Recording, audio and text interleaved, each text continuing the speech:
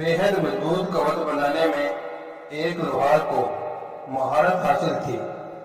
एक दिन किसी बात को लेकर उस लोहार की अकबर के कुछ दरबारियों से कहा सुनी हो गई।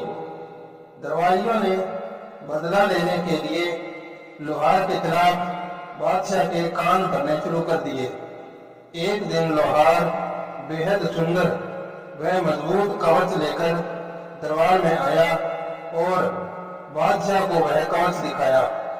तभी एक दरबारी बोल पड़ा, पहले इस कवच को जांच लेना चाहिए कि मजबूत भी है या यह लोहार यूं ही कुछ उठा लाया है।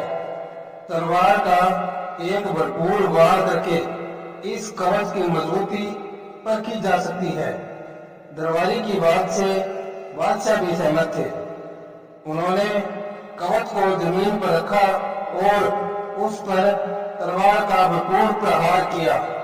वार पड़ते ही कवच दो हिस्सों में टूट गया। कवच की यह हालत देख बादशाह को क्रोध आ गया। वह बोले, निकल जाओ यहाँ से। अगली बार यदि तुमने धोखा देने की कोशिश करी तो सूली पर लटका दिए जाओगे। बेचारा लोहार अपना सा मुंह लेकर दरबार से चला गया।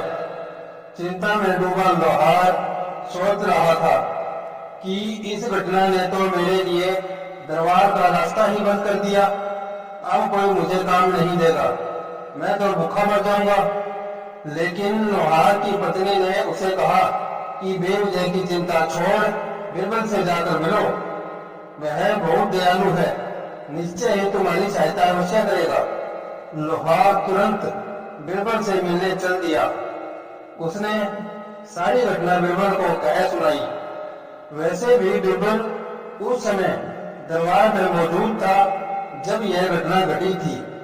वह बोला, कोई भी कवच चाहे कितना भी मजबूत क्यों न हो, उस समय शक्तियां टूट जाएगा जब जमीन पर रखकर उस पर तलवार से वार किया जाए। तुम चिंता मत करो, जैसा मैं कहता हूँ वैसा करो। फिर बिरबल ने कुछ समझाकर लोहार को विदा कर दिया। कुछ दिन बाद लोहार एक और मजबूत कवच लेकर दरबार में पहुंचा और बोला, बादशाह सलामत, इस बार मैं बहुत मजबूत कवच बनाकर लाया हूँ। आप चाहे तो इसे परख सकते हैं। बादशाह ने कवच अपने पास मंगवा लिया। तब लोहार बोला, हुजूर, कवच की मजबूती की परख तो शरीर पर पहनने के बाद होती है। मैं इस कवच को पहन लेता हूँ। यदि यह तलवार के वार से टूट गया तो निश्चित ही मुझे भी चोट लगेगी और हो सकता है मैं मर भी जाऊं।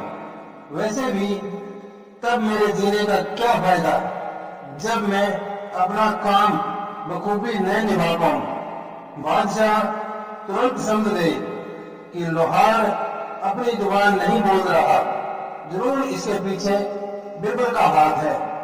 उन्होंने बिरबल की ओर देखा तो वह मुस्कुरा रहा था। तब बादशाह ने खजांची को बुलाकर कहा कि लोहार को सोने के 100 सिक्के दिए जाएं। यह सुनकर ईर्ष्यालु दरबारियों के सिर शर्म से झुक गए।